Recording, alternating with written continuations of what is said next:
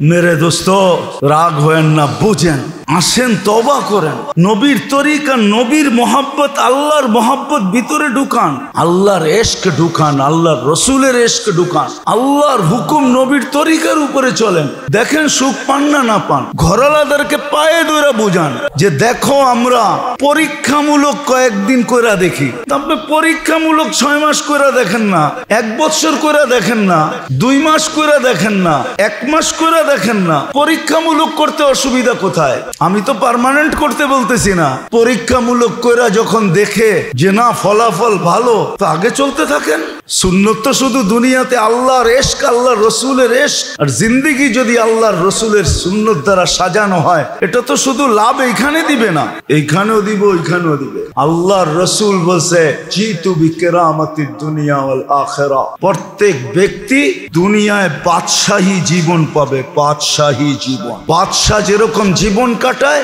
রব্বে কাবার কসম ওরকম বাদশাহী জীবন কাটাবে এই দুনিয়ায় বসা চুলা জ্বলবে না তারপরও বাদশাহী জীবন আর আখিরাতে তো বাদশাহী আছেই আছে জান্নাতের জীবন এখন সিদ্ধান্ত আমাদের কাছে চলবে না আমার লগে দেখায় দিমুনিয়া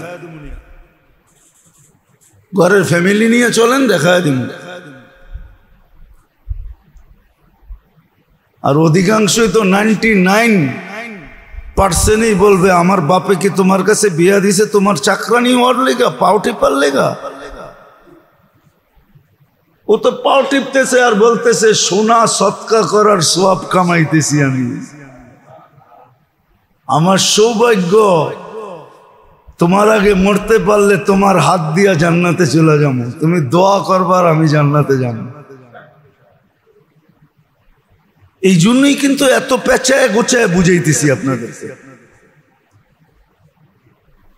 জীবনটা আমাদের ইহুদি নাসারার তরিকার মতো মনটা ভরা ওদের ভালোবাসায় নামাজে দাঁড়ায় বলি গায়রিল মাগদুবি আলাইহিম ওয়ালাদ-দাল্লিন আল্লাহ এদের তরিকার থেকে বাঁচান আপনি সুখ পাবেন কোত্থেকে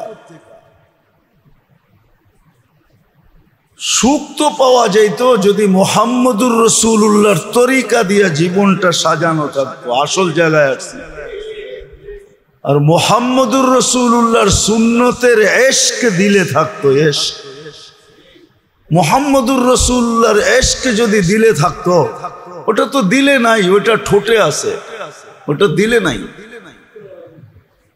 সুন্নতের ইশক নাই মুহাম্মদুর রাসূলুল্লাহর সুন্নতের ইশক নাই ওনার ইশক আমার দিলে নাই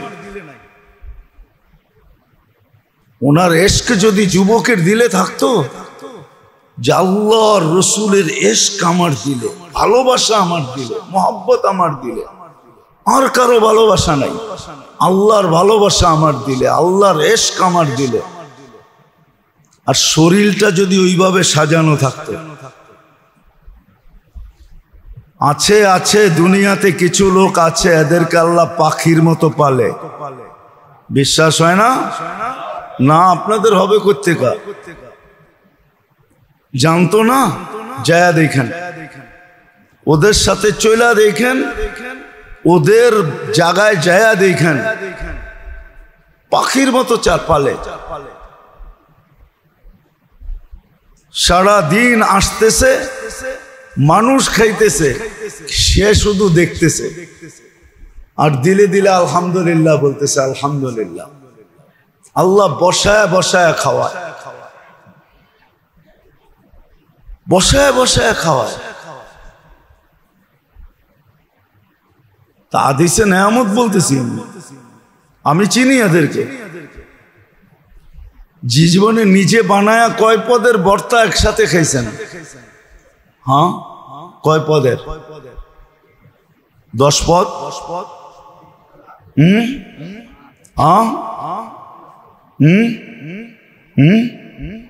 আমার সাথে চলেন দেখায় দি মনে 20 পদ নিচে আসবে উপর বেশি আসবে শুধু ভর্তাই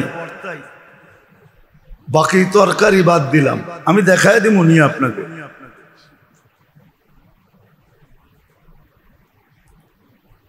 চলেন এই জন্য মেরে দোস্ত আসেন বিবেকের পর্দা খুলি, বিবেকটা কাজে লাগাই, বুদ্ধিটা কাজে লাগাই। কোথায় লাগাইতেছেন? আর অশান্তির আগুনে জ্বলতেছি। জমিনের অগ্নিগিরি ফাটে না তো এই জন্যই, ফাটার তো কোনো প্রয়োজন নাই, কেন প্রত্যেকের দিলটাই তো একটা অগ্নিগিরি। মাটির অগ্নিগিরি ফাইটা কি হবে? সমুদ্রের নিচের অগ্নিগিরি ফাইটা কি হবে? হাদিসে তো আছে বাইন তাহতাল বাহরি নারুন, কিতাবে আছে সমুদ্রের নিচে আগুন আর আগুন, মাঝে মাঝে দুই একটা ফাইটা ওঠে, পুরা ওঠে না। ওঠার দরকারটা কি? আরেকটা বললে তো রাগ হয়ে যাবেন, ঠিক না? বলমু এখন তো শকুন দরকার হয় না, কেননা শকুন তো আগে মরাটা খাইতো, পচাটা খাইতো, গলাটা খাইতো, ঠিক না? এখন তো আমরা সারাদিনই পচা, গলা, মরা সব খাই, ঠিক না? হ্যাঁ, নাইলে মাঝে মাঝে কি জানি একটা সংস্থা আছে না সরকারি, ভোক্তা অধিকার না জানি কি, হ্যাঁ ভোক্তা অধিদপ্তর আছে না, মাঝে মাঝে কাপ্তান বাজার যে মরা মুরগি বেচে, এটা ধরবে কেন? ধরে না, ধরে না? হ্যাঁ ধরে। হ্যাঁ, ছাগলের জায়গায় কুকুরের গোশত খাওয়াবে কেন, ঠিক না? গরুর জায়গায় ঘোড়া খাওয়াবে কেন, ঠিক না? কেন? এখন শকুন বলে আমার তো দরকার নাই, আমি যেটা খায়া পরিবেশকে পরিচ্ছন্ন রাখতাম, দুর্গন্ধহীন রাখতাম, ওটা তো তোমরা খাইই করে ফেলো। আমার তো খাওয়ান নাই, আমার থাইকা লাভটা কি? এই জন্য বাংলাদেশে খুঁজা শকুন পাবেন না। হাইছেন না কিন্তু এখন তো ঘুষ খায়, সুদ খায়, সব খায়। কি খায় না? কি এমন জিনিস যেটা খায় না? শকুনের তো খাওয়ান নাই, ও করতে থাকবে। এখন তো মরা গরু বিক্রি হয়, ঠিক না? হয় না? কুকুর বিক্রি হলে গরু বিক্রি হবে না কেন? মেরে দোস্ত দুঃখে বলতেছে, আজকে ওয়াদা ছিল সুখের, কিন্তু সুখ নাই। কারণ বলে দিলাম, বিজাতির এশকে আমাদের দিল বড়া, শরীরটা ওদের সাজসজ্জায় বড়া। ওই সাজে সাজে, ওই সাজে সাজে, ওই সাজে সাজে। কটাক্ষ করতে চাই না, কটাক্ষ করতে চাই না, কটাক্ষ করতে চাই না। মা বোনরা আবার রাগ হয়ে যাবে। স্বামী কি স্ত্রীকে 24 ঘন্টাই মেকআপে দেখে? কি কোন রূপে দেখে? স্বাভাবিক রূপেই তো দেখে, ঠিক না? হ্যাঁ, কি সত্য তো? তাহলে ও বিয়েতে মেকআপ করে গেল কেন? অনুষ্ঠানে উদ্দেশ্য কি বুঝেন আমাকে? স্বামীকেই যদি দেখানো হইতো তো 24 ঘন্টাই স্বাভাবিক ভাবে দেখে, ঠিক না? হ্যাঁ, বুঝাইতে পারি না আপনাদেরকে। তাহলে তো ও বলতো যে আমার তো প্রসাধনীর দরকার নাই, তুমি তো 24 ঘন্টাই আমাকে স্বাভাবিক ভাবে দেখো, স্বাভাবিক সাজে দেখো। স্বাভাবিক সাজেই তো আমার জন্য শান্তির সাজ। মেকআপ তো আমার জন্য শান্তির সাজ না, ওটা তো কয়েক ঘন্টার জন্য সাজ, ঠিক না? কি আবার বেশি গরম হইলে অসুবিধাও আছে, মেকআপেও পাগলির মতোই দেখা যাবে, ভালো দেখা যাবে না। কেননা গাম যখন জ্বরবে তো মেকআপও তো উল্টা পাল্টা হবে, ঠিক না? ওই যে মেয়ে বলে লিপস্টিক লাগায় আসছে, তো লন্ডনে যাওয়ার আগে বাবাকে বলতো পাপ্পা তো পাপ্পা বলতে তো ঠোঁট দুইবার লাগে, পাপা, ঠিক না? এখন আয়েশা বলতেছে ডেডি, তো বলছে মা তুমি তো পাপা বলতা, এখন ডেডি বলো কেন?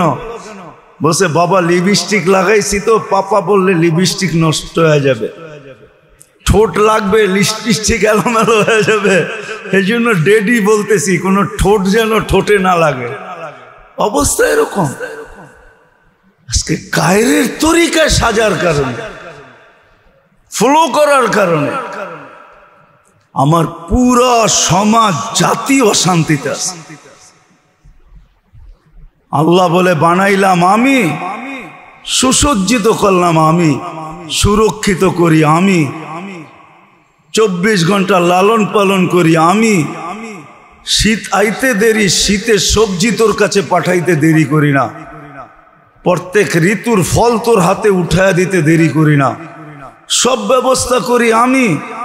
আর তোর দিলের ভিতরে এশক হইল গায়ের, আমার দুশ্মনের, আমার রসুলের দুশ্মনের, আর তুই ভাবিস তুই সুখে থাকবি। সুখ তো উপর থেকে আসে, নিচের থেকে আসে না। তাইলে উন্নত দেশের মানুষগুলা বেশি আত্মহত্যা করতো না।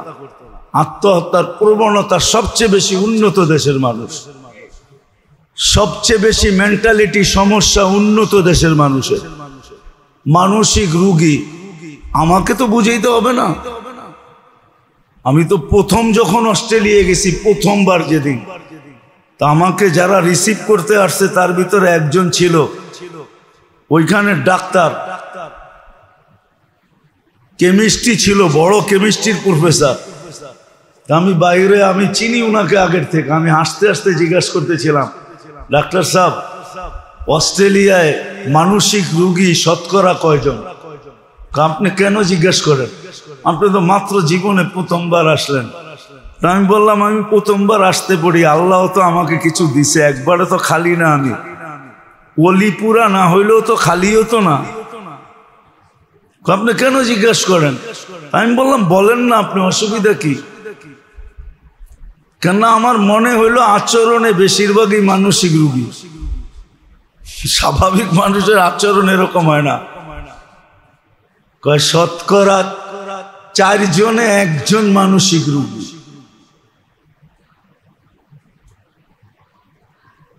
দেখান, নেটে সার্চ দেন,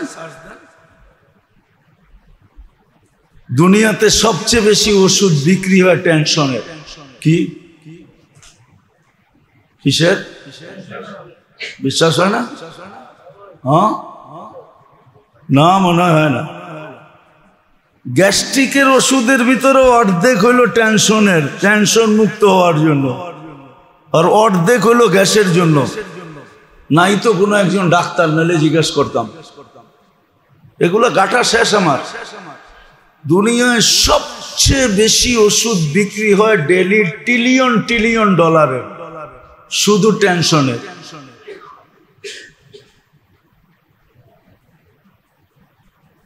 ওরা সবচেয়ে বেশি টেনশন যুক্ত, টেনশন মুক্ত না।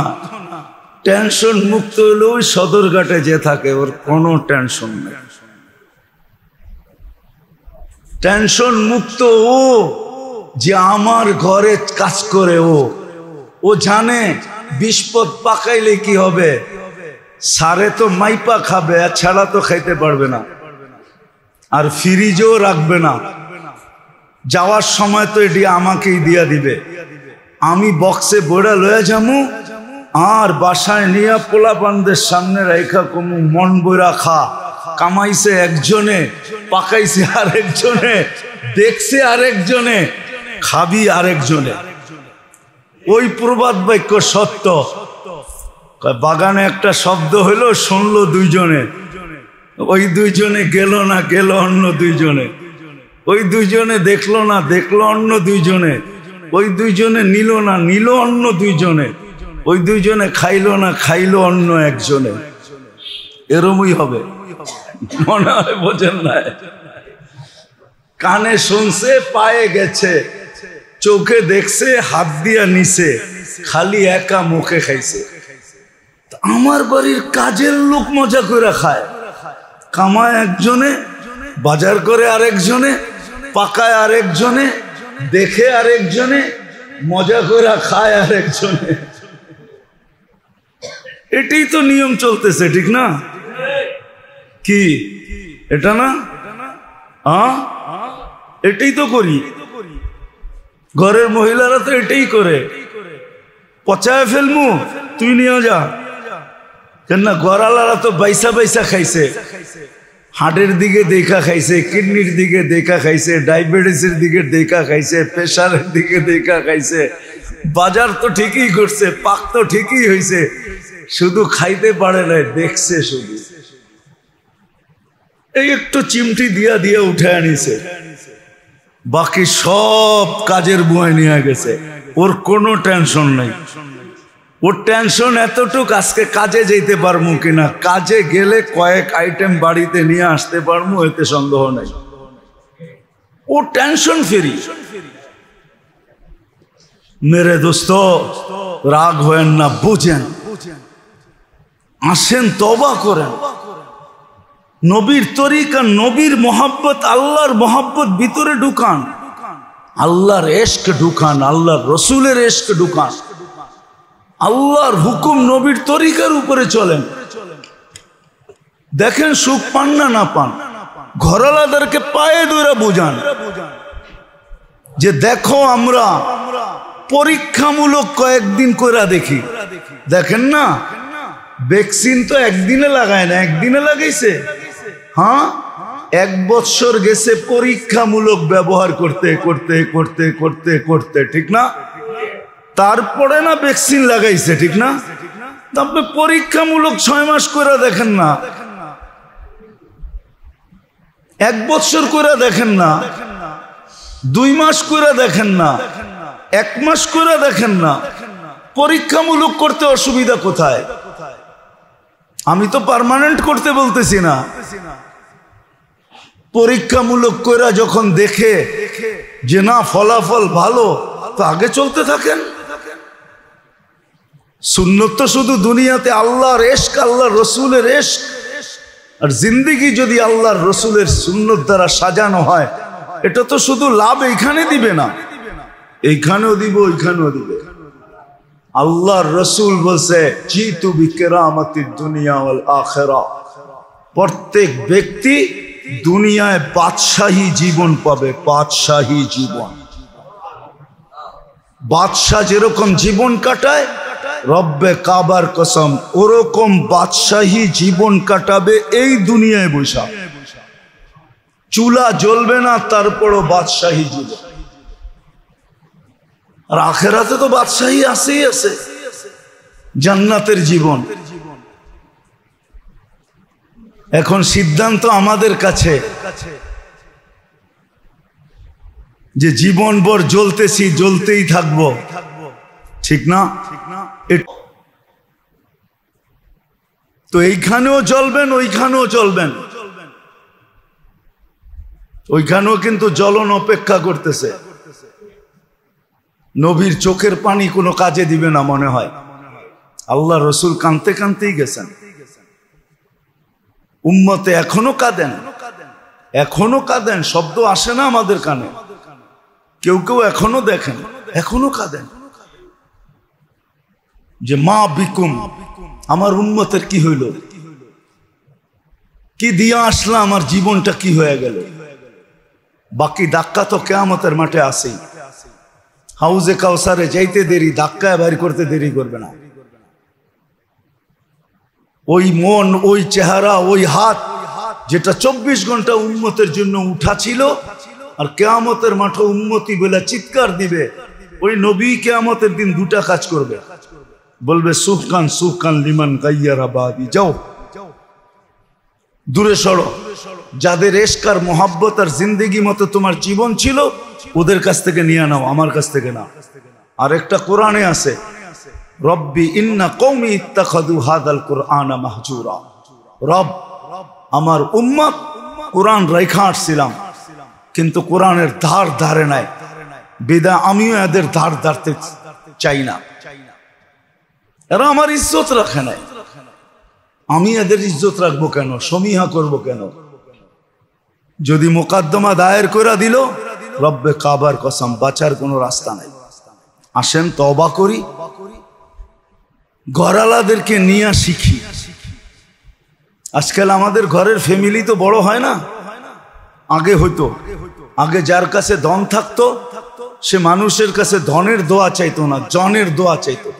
আল্লাহ করে দোয়া করেন যেন বাচ্চা কাচ্চা বেশি হয়, আল্লাহ অনেক ধন দিছে। এখন মানুষ ধন চায়, জন চায় না। জন বোঝেন? টাকার পাহাড় দেখবেন, বাচ্চাই নেই, তারপরও টাকার লোভ যায় না। অথবা টাকার পাহাড়, বাচ্চা খালি একটা। কয়টা? ওটা মরে গেলে কই যাবে টাকা পয়সা, কে খাবে এটাও জানে না, কিন্তু হিসাব ও দিবে, টাকা খাবে মানুষে। ওই যে প্রবাদ বাক্য আছে না, তোরে খাবে পোকে, পয়সা খাবে লোকে। এখন তো জন নাই, পুরা ফ্যামিলিতে 3-4 জন। এদেরকে হাতে পায়ে ধরে বুঝান,